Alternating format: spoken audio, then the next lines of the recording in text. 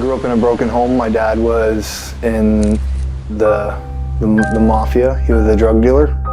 My mom was an alcoholic and a drunk, so I grew up in a very broken home. I got involved with gangs when I was about 12. Got involved with drugs when I was about 10. Got kicked out of every school I went to. And then around 18, I joined the military because I wasn't really doing anything with my life. In and out of jail most of my life. And then in the military, I got hurt. I broke my back, and they did surgery on my knee and then my shoulder and then my stomach.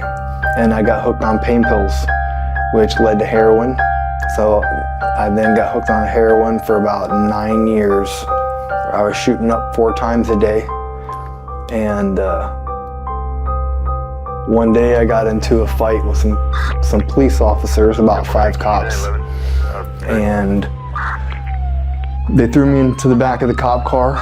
And at the time I was possessed with demons, because when I was a younger kid I got involved with witchcraft and I got involved with Satanism. I did animal rituals, I did seances, I did blood sacrifices. I was into Ouija boards, some really dark things. And in the back of the cop car, I was drunk, high, and I started smashing my head on the glass, and I cracked my skull open on the 7th time. And after that, they took me to the hospital. They put 11 staples in my forehead. After the hospital, they brought me to the jail, and then they threw me in a tank called the drunk tank, where they put all the drunk people to let them sleep it off. And when I was in there, I was sitting up on a bench, and I fell to the ground. And when I fell to the ground, I had so much blood loss that I thought that I was gonna die. So I was calling out to the guards. I was like, somebody please help me, someone help me, I'm gonna die. And I heard this voice say, follow me. And I said, okay. And when I said okay to that voice, all the demons left. They just completely fled. I was completely delivered from all demonic possession. And then I passed out. I woke up 7 days later with the Bible on my chest. Don't know how I got there, but I started reading it, which was a miracle, because before then I couldn't read. So this was the first book that I ever read. So up until I was 28, I couldn't read.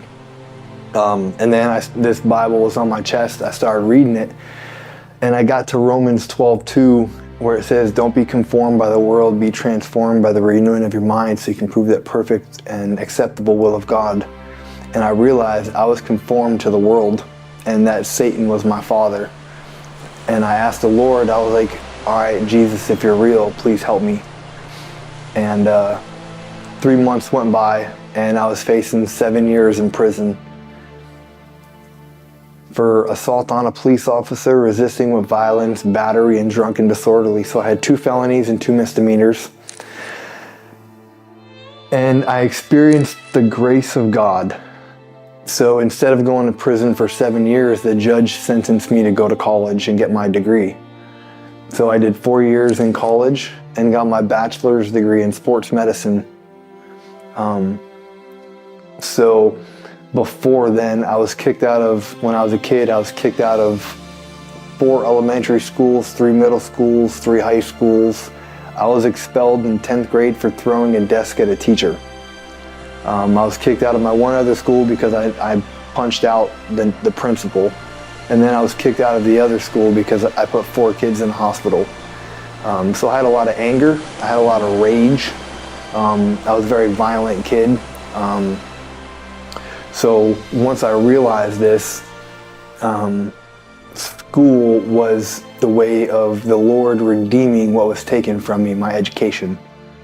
So once I fully surrendered to Him, He restored everything that was taken from me. He removed the anger in me that I had. He took out this violence in me towards people and filled me with a love for others. So now, like, before I met the Lord, I didn't see people with any value. I saw people as just as an object.